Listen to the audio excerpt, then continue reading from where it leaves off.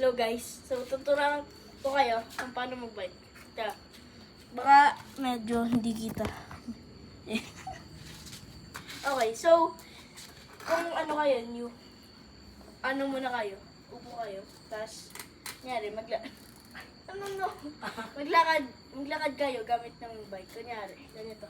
Scooting tawag, scooting. Maglakad muna kayo, pagkatapos nun, nakanap kayo mag-scooting.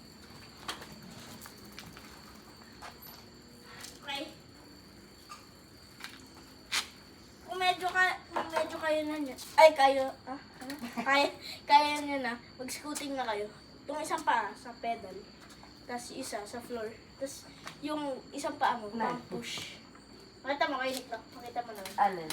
Kung paano mag-scooting. Paano Scooting. Ganito mag-scooting. Ganito. Paano ba yung isang paa nasa ano, no?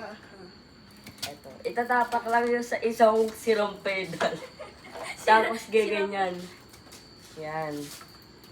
Yan, gaganon. Scooting. Try ko.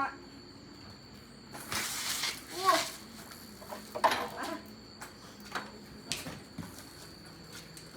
Kung medyo, kuha na niyo yung balance, pwede na kayo mag-pedal. Pero, para mga suggest ko sa inyo, mag-glide muna kayo. Kunyari, ganito. Hindi, walang paa sa pedal, walang paa sa ground. Oh! Hindi ka na ako makakarating mo. May fear ako sa magkatamaan yung bike natin. Tapos tuturuan ko naman kayo ng mga tricks. Kung gusto niyo mag one hand, try niyo i-balance yung Pero kailangan, kunyari, kapag pataas ka na, kailangan mabilis ka para gumana yung one hand. pero kapag pababa, kailangan medyo slow. Oo. Kunyari, ganito. Hindi naman ganyan ka slow. Parang mga 5 or 4 kilometers per hour.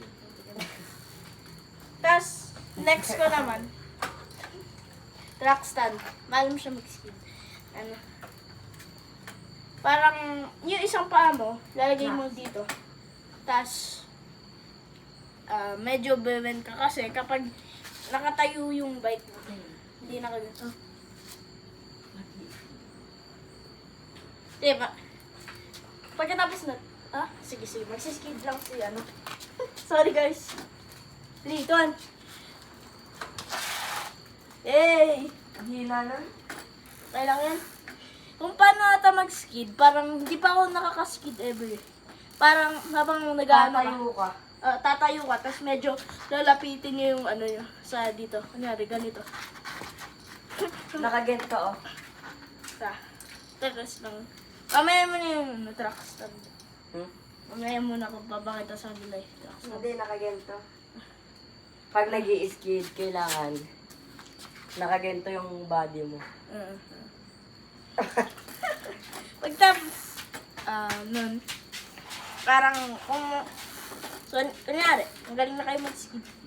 Tapos marami na kayong pera para bumili ng fixie o kaya mag-race. Para makapanalo.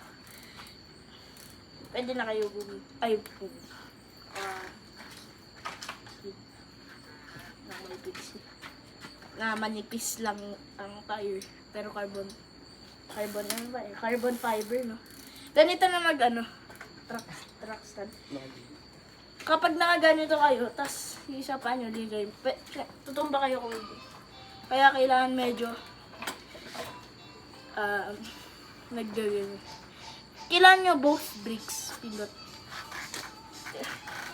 Kung